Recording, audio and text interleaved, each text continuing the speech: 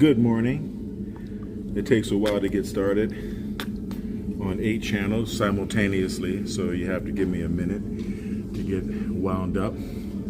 I know the title is probably still about neurofeedback, so I guess in a way this video is still about neurofeedback.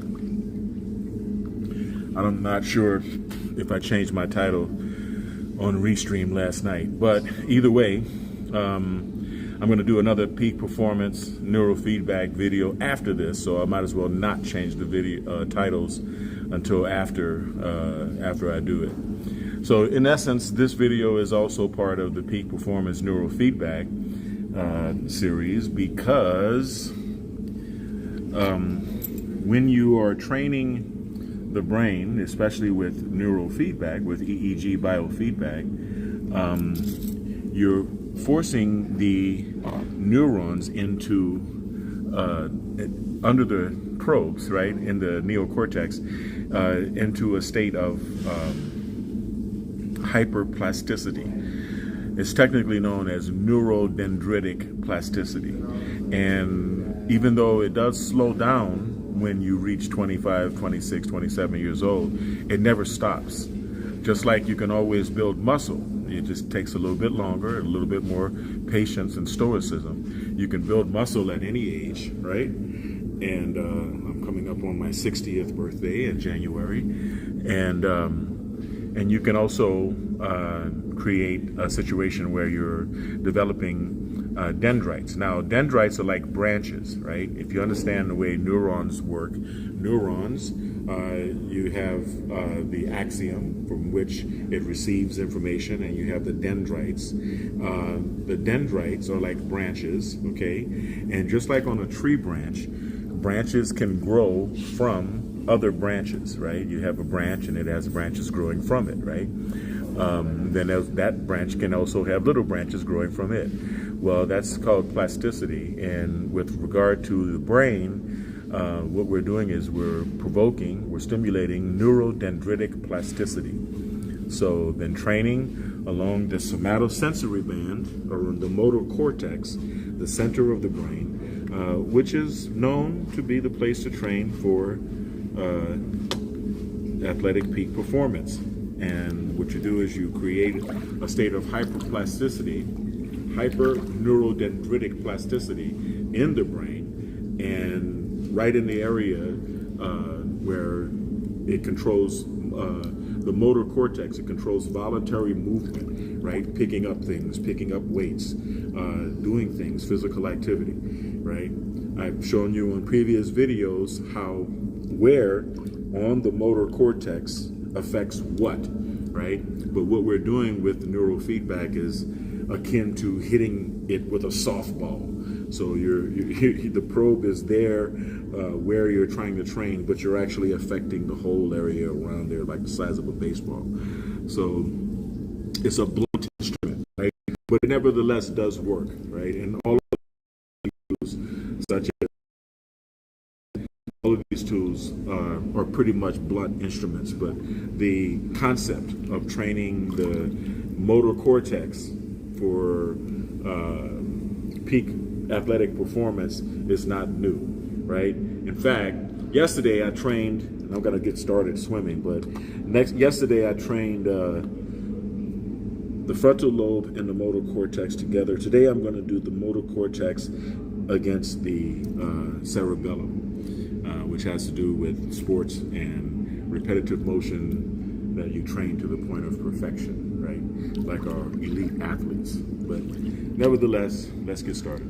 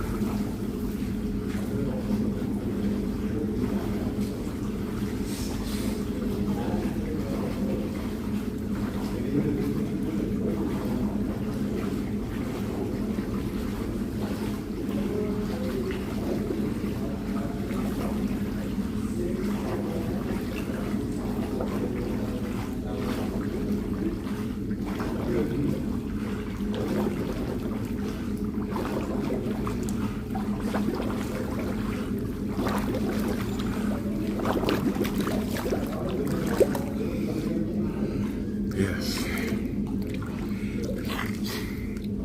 So what does hyperplasticity accomplish? Well, hyperplasticity, hyperneurodendritic plasticity, helps you to establish new neural pathways.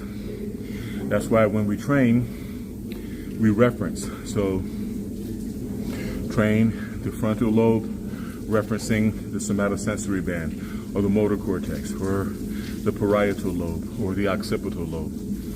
And you can train and reference anywhere to anywhere. And if you understand what parts of the neocortex, which is the outside, the wrinkly part of the brain, what parts of the neocortex affect what, then you can focus. And in this instance, we're focusing on what influences athletic performance.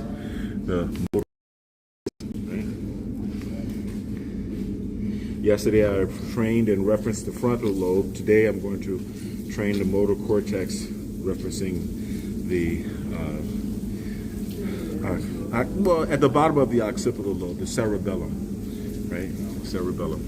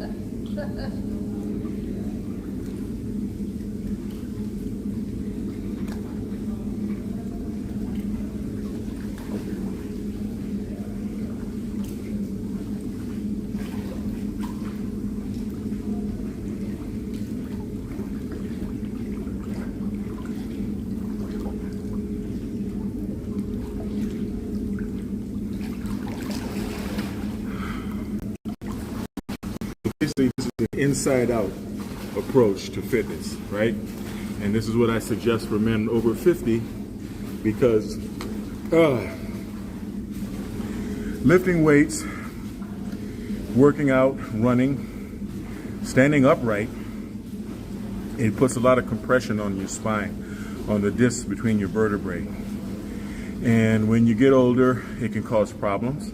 You see a lot of senior citizens hunched over, bent over, walking with walkers, or even using wheelchairs. And back problems occur. Now, you know, there's argument on whether or not we should be walking upright, right?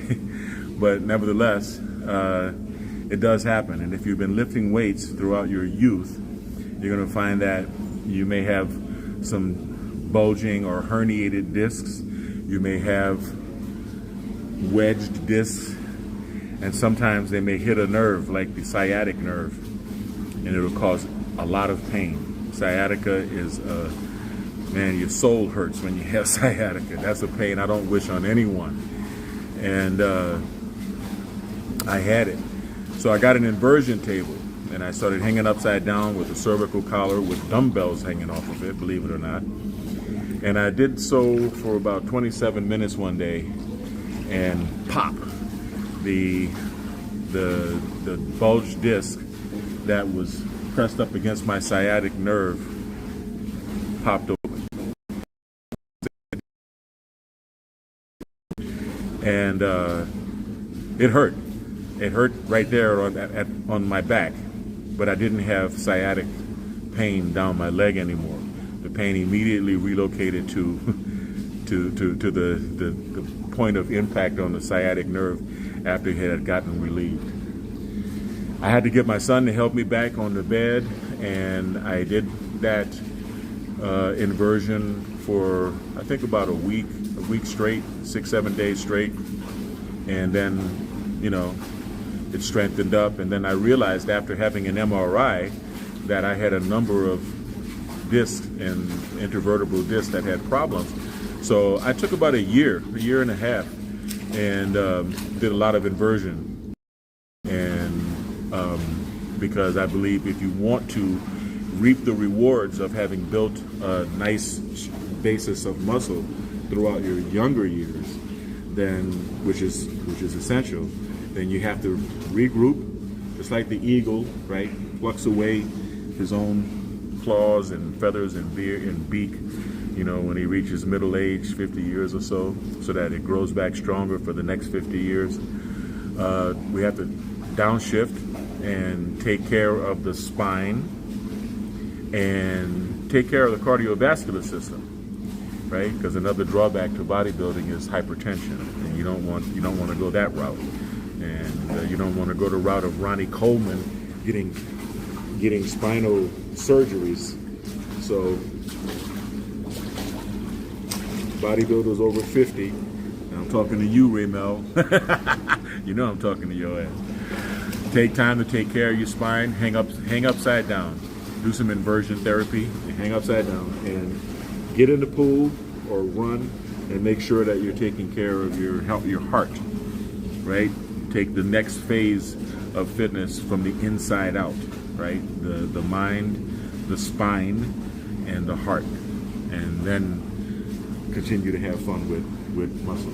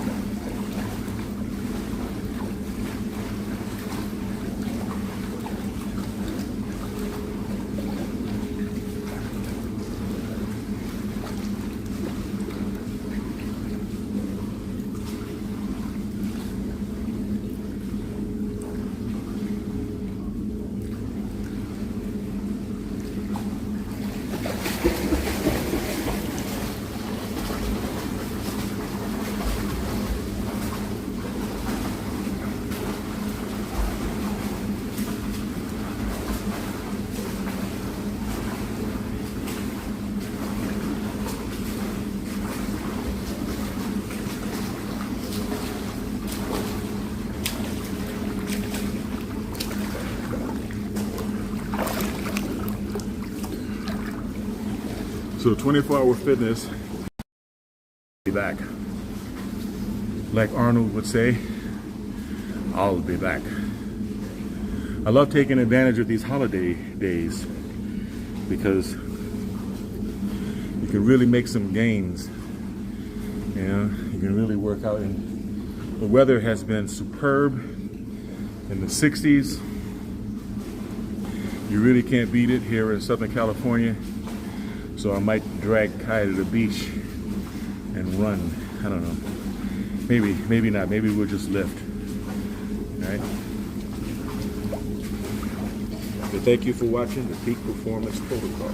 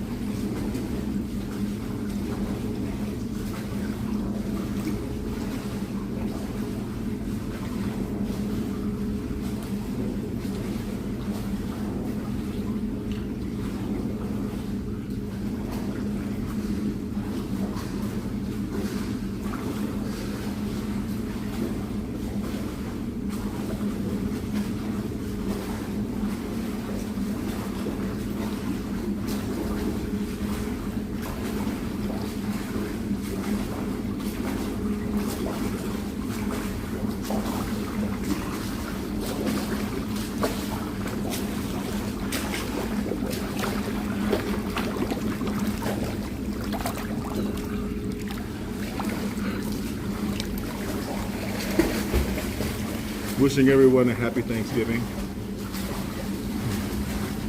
happy holidays in general, Merry Christmas and all of that. I love this time of the year.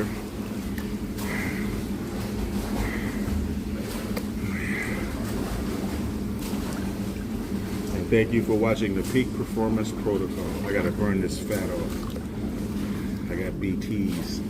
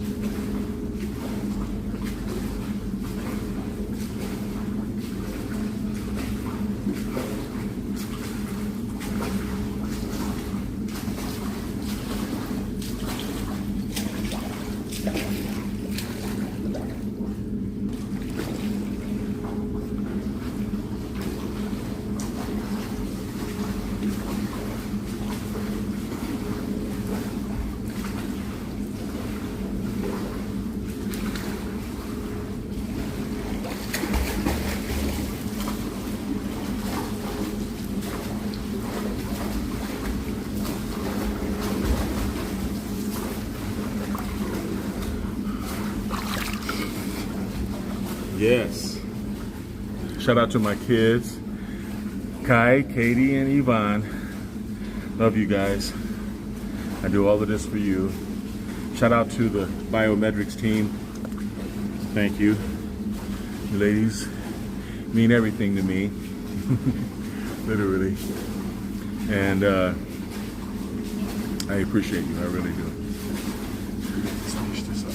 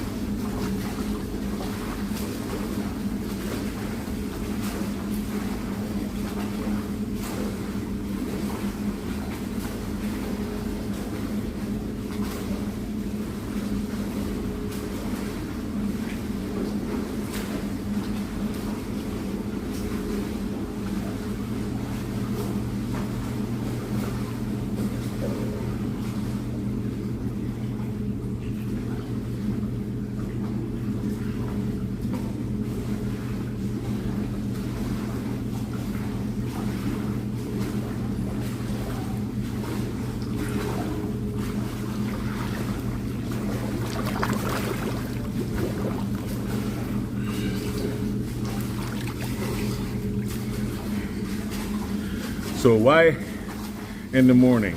Why train first thing in the morning? Well, you want to provoke the release of human growth hormone. Natural human growth hormone. It comes from the pituitary gland. And you do that by fasting. Well, when you sleep, you're fasting because you can't eat, you're sleeping. And if you don't eat when you wake up and put glycogen in your body, sugar, for energy, then the body has no glycogen because you haven't been eating, you were asleep, and then you were in a very dormant state because you were asleep. So if you shock the body by getting up, getting dressed, take some preparation the night before, right? Take a shower, get everything together, put on your deodorant and everything, have your gym clothes ready before you go to bed. Have your gym bag packed with a fresh towel and all of that. And then you get into the gym immediately. And you immediately start doing some intensive exercise. Then your body is going to respond because you don't have glycogen. It's going to respond by eating fat. You're going to become fat dependent and not sugar dependent, not glycogen dependent. And it's going to respond by releasing human growth hormone, because your muscles need to grow to adapt to that stress. And human growth hormone has a lot of benefits because it keeps the mind sharp, and it keeps your skin tight, keeps you looking young, and keeps your telomeres long. So you want to do that. So get your ass up early in the morning and get to the gym and shock your body. Go from dormant and fasting to intense exercise on an empty stomach, and your body will reward you for it. So that's the reason why you work out first thing in the morning. Besides that, you want to give the best energy of the day to yourself.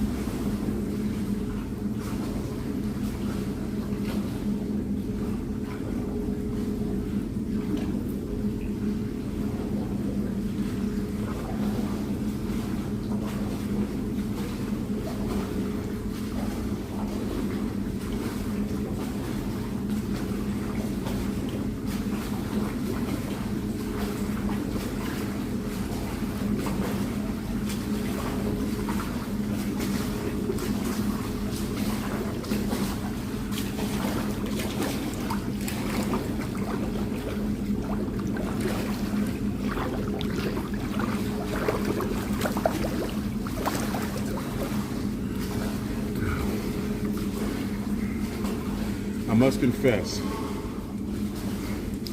it's easier to do swimming laps after you lift weights because you're horizontal, you're not hot because you're in the cool water. You don't realize you're sweating. Yeah, and it's just something that you can continue doing. Once you get a good stroke, pause, and once you are kind of adept at it, it's like walking, right? It's just like walking across water, walking across the pool, back and forth. So it's just a matter of how long you continue to do it. I lost count of how many laps I've done, but I imagine this is my 4th series.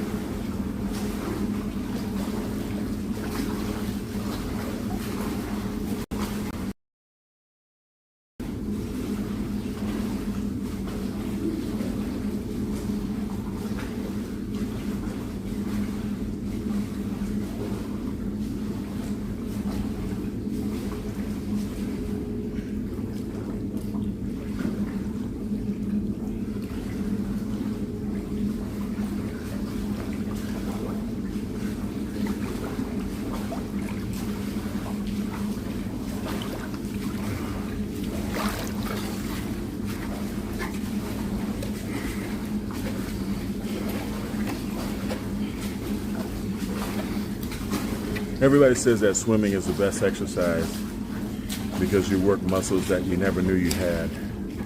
And I can believe that. But I think what most people don't realize is that your body is 75–80% water. And when you're immersed in water, you become one with the water.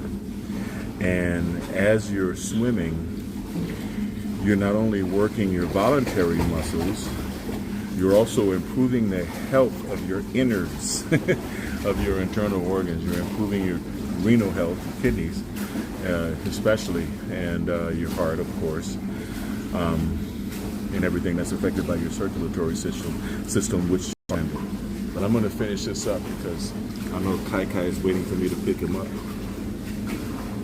He likes to sleep late, but not that late.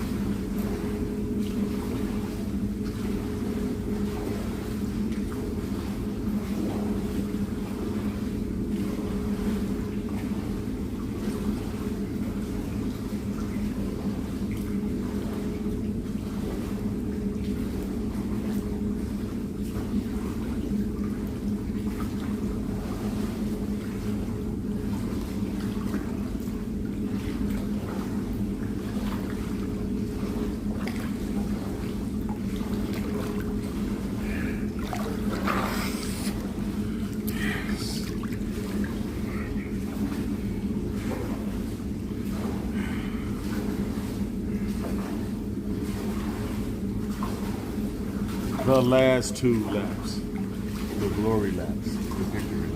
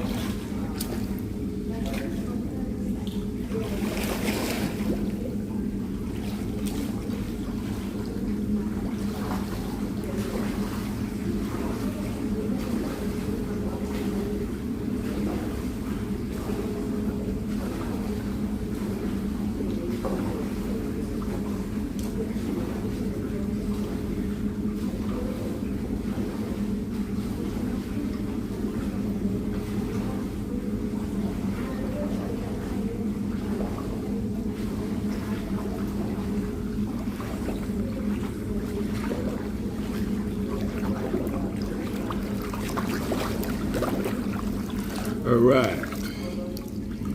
Thank you for joining me. This has been another hour of the Peak Performance Protocol. The physical side, right? So we train the brain for peak physical performance, and then we demonstrate that training with physical performance. And then we continue, because when you promote neurodendritic plasticity through neurofeedback, especially at the highest frequency that you can train at, you're also forming new neural pathways in your brain, which empowers you to do things that you previously didn't think that you could do, didn't believe that you can do. And I'm going to continue this peak performance training all the way up to and including my competition in the Los Angeles Marathon this coming March. So thank you for taking this ride with me, and I want everyone, as always, to stay kind. And if you're not kind, become kind. Be kind, right? Stay blessed and stay healthy.